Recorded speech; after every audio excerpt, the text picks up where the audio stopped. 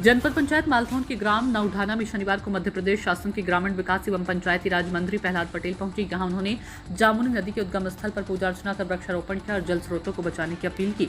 मंत्री प्रहलाद पटेल ने कहा कि 98वें नदी उद्गम स्थल पर पहुंची और मेरा संकल्प है कि 100वें उद्गम स्थल के रूप में मां गंगा के उद्गम स्थल तक पहुंचकर वहां भी पूजा अर्चना कर जल संरक्षण का संदेश दूंगा। उन्होंने ग्रामीणों से जल, जंगल और जमीन की महत्ता समझते हुए प्राकृतिक धरोहरों के संरक्षण का संकल्प लेने का आह्वान किया। अरविंद पाल की रिपोर्ट। आज मैं जामनी को उद्गम पर आया। मेरा सौभाग्य है कि जन्माष्टमी के दिन आज हम उस स्थान पर पहुंच पाए। मैं 98 नंबर की इस नदी के उद्गम पर आया हूं और मैंने आप सबसे निवेदन यही किया है कि वृक्ष वो लगाएं जो पानी पीते ना हो, पानी लेते हैं और हमें बूंद बूंद वापस करते हैं। वो हमारे देसी पौधे ही हैं। स्तर अगर गिरा है, स्रोत अगर सूख रहे हैं तो या तो हमने वृक्ष काटे हैं या फिर हमने ट्यूबवेल खोदे हैं। तीसरा कोई कारण नहीं है, इसलिए हम पौधे लगाएं, यही प्रार्थना हमने की है। सर, जो बहुत लोगों का सबका धन्यवाद। सिर्फ सेल्फी ली जाती है और इसके बाद ध्यान नहीं दिया जाता। पौधे पानी लेते हैं, ये पीते नहीं है, लेकिन धीरे धीरे हमको वापस भी करते हैं। और इसलिए पौधारोपण का भी एक फैशन बन गया है। यहाँ भी पंचायत को भी पौधे लगाए होंगे।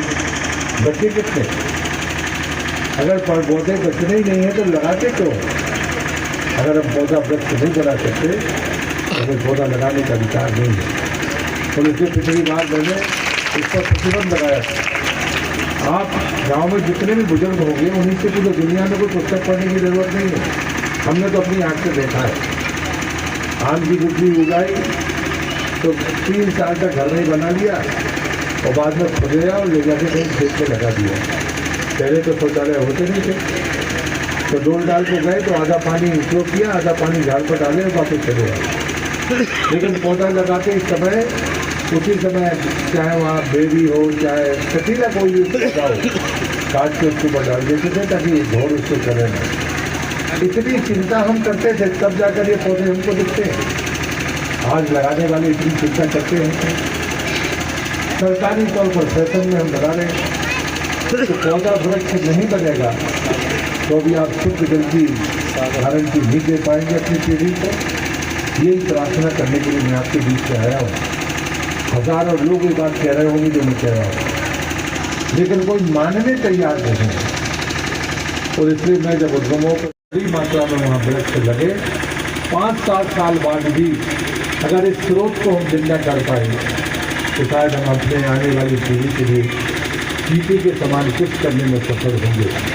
सुखाने की गारंटी तो बहुत लोग दे रहे हैं, उसको जरा फिर से बहाने की गारंटी देने वाले लोग, इतने लोगों में से, बच्चों में से लेकर बूढ़ों तक, अगर 5 लोग भी तय कर रहेंगे तो मेरा विश्वास है कि ये उद्गम 12 महीने इसमें हमें जल जुट सकता है।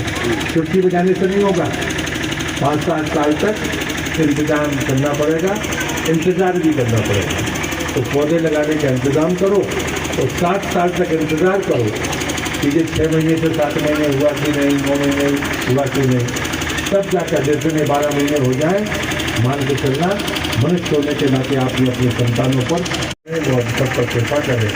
ये शुभकामनाएं मैं आप सबको देता हूँ। लेकिन यदि आपको मेरी बात अच्छी लगे कि आपके बच्चों को अच्छी हवा और पानी चाहिए तो घर जाके विचार करना।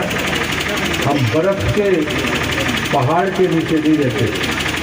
हमें जो पानी मिलता है, ये पहाड़ हो चाहे खेत हो, इनमें जो झाड़ है उनकी जड़ों से कुछ बूंद पानी मिलता है। ये वृक्ष जोता है, अगर उसको 7 साल 3 साल पुराना हो, 3 साल रक्षा कर लो, 7वें साल में उसको मनुष्य की जरूरत नहीं है। पीढ़ियों तक तो छाया भी देगा, हवा भी देगा, पानी भी देगा, लकड़ी भी देगा, फलदार होगा तो फल भी देगा, लेगा तुमसे कुछ नहीं। लेकिन उस सबसे इच्छा के विरुद्ध पानी पीते हो और उसका परिणाम खाली यहाँ पर नहीं। मैं नरसिंहपुर जिले में पैदा हुआ हूँ, जहाँ पानी ही पानी होता था। आज कोई नदी 12 मासी नहीं है नरसिंहपुर के भीतर। ये जो चुनौती है, चुनौती हम सबको दिख रही है, लेकिन उसके बाद भी मानने के लिए कोई तैयार नहीं। उसके बाद भी हम गर्मी की फसल बोएंगे, पानी निकालेंगे, तो हमें लगता है कुछ पैसा मिलेगा। आप कल्पना करो कि आने वाले समय में आप अपने बच्चों को कैसे शुद्ध पानी दे पाओ। एक तरफ हमने खाद और बाकी जहर दवाइयों के तौर पर डाला है, तो आजकल कुएं का पानी तक ऐसा कर लिया कि पीने लायक नहीं।